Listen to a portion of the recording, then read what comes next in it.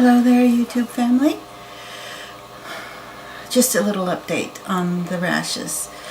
When I saw the dermatologist and got the results for the biopsy, just in case you're curious, they're healing up very nicely. Let's see. Focus, focus, focus. Maybe if I get closer it can focus. See? The scars are no longer indented, they're raised. That's in case anybody's curious if they have to have a biopsy done. Because you feel like you're left with a little crater there. It just scoops a little hole out, then they cauterize it shut, and you're left with a little crater. But eventually it did scab over. It took 3 weeks or so, but it did. And it's healing up nicely. The results of that biopsy was that it wasn't contact rashes from contact with dust or anything like that, which I kind of knew because I kind of have them all over the place, in places that couldn't come into contact with dust that I couldn't reach, but didn't have them as bad as this. They're coming back again. Now, I went to the dermatologist and this is what I was told. Your rashes indicate that you don't have contact dermatitis, that what is causing them is something you're eating. Something I'm eating. Okay. So we reviewed some of the things that I'm eating. I have a question though. How long is it before the side effects of the anesthesia go away? Because 3 months later, I'm still got the rashes and I've had these for a long time.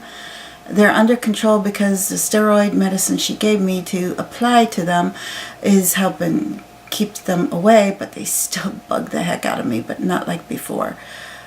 Not as badly, so I can't complain there.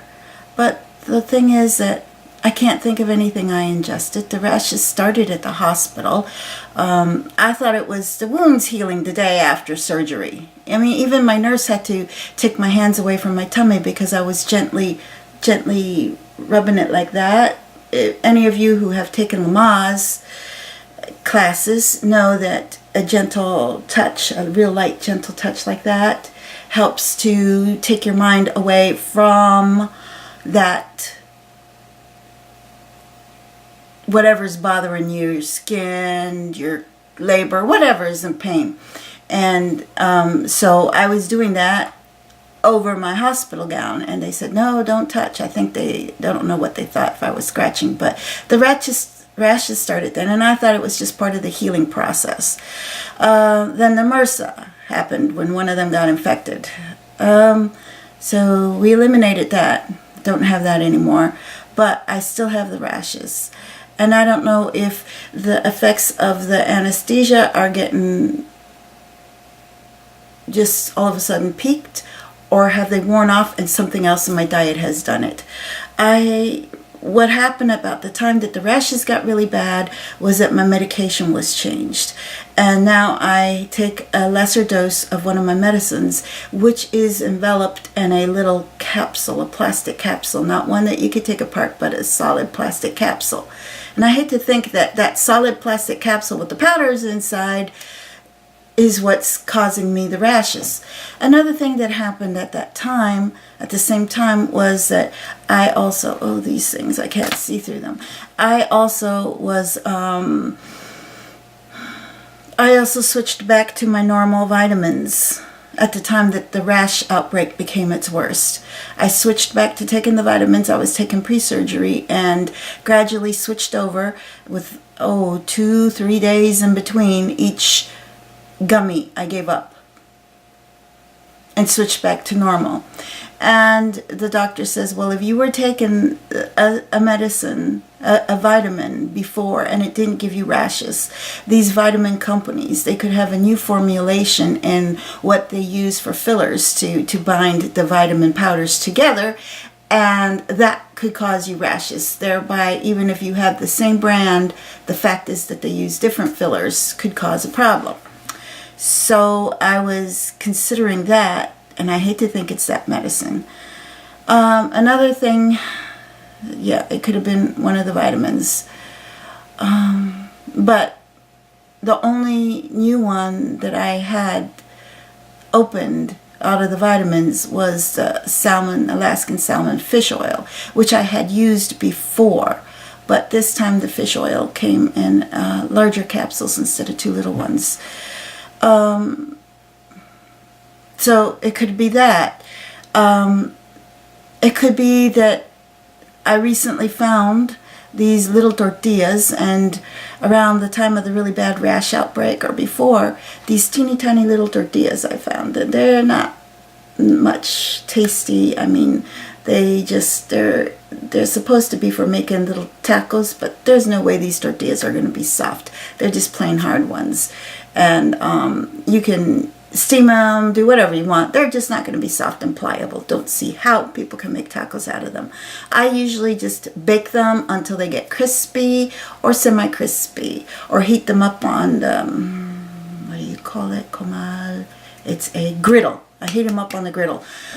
And, you know, turn them over so they don't get burnt, so they get, you know, drier and a little crispy. Because that's about the only way those things are good for, is just a chew factor. Those might have an additive in it, so I can eliminate that because the rashes started really bad at that time. I don't know. She recommends I just stop all my vitamins completely, see if the rash goes away, and then introduce them one by one. But, well, I don't think I can. I got to talk with my surgeon about it, because it could take up to a month or more before I'm taking all my vitamins again. I am taking a new vitamin, a new Centrum multivitamin chewable.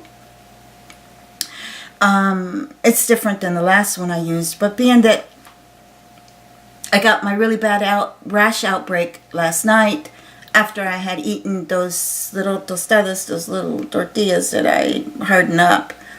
And then I just put some, I get a potato peeler and I peel off a little bit of cheese. So then instead of taking a full 28 grams of the cheese, it's 118 calories, I'm just taking 3 grams of it, which brings it down to about 18 to 20 calories or less. And, the cheese is a really strong imported cheese, and it has a really good, strong cheddar flavor. It's an Irish cheese I get from Sam's Club, Ballyshon. It starts with a B. The other ones I don't like. And it's really nice, and it's got a very strong flavor, which is also why I used a Parmigiano Reggiano cheese. I buy it like a little wedge, that thick and that long, you know. Like the wedge goes from there to there, as like $16, but you get a lot of grated cheese out of it, and just a little bit of that grated cheese is so strong enough that it gives a good flavor to whatever, and it adds what, maybe 8 calories. So I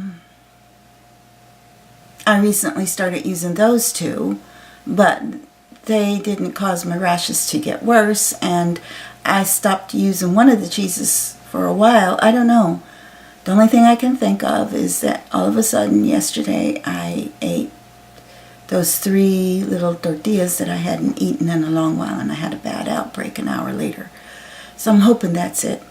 If so, I got a lot of them to get rid of.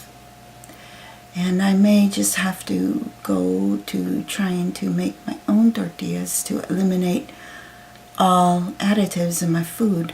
So if anybody's got any hints or ideas what to do, I mean, it isn't like I can do a thorough cleanse and stop everything I'm doing, fast for a day or two, take a drink that's going to cleanse me out. It's a vinegar drink. That'll help cleanse me out, cleanse the liver out, and then start adding in foods one by one. I can't do it. All I can do is look at the foods that I have most frequently. I don't know what to do. What has caused these rashes? The only thing I'm eating different than before is that those little tortillas. Well, Charlie's here. We've got to go pick Ethan up, and I've got to go. Bye-bye, everybody. Love you all. Thank you.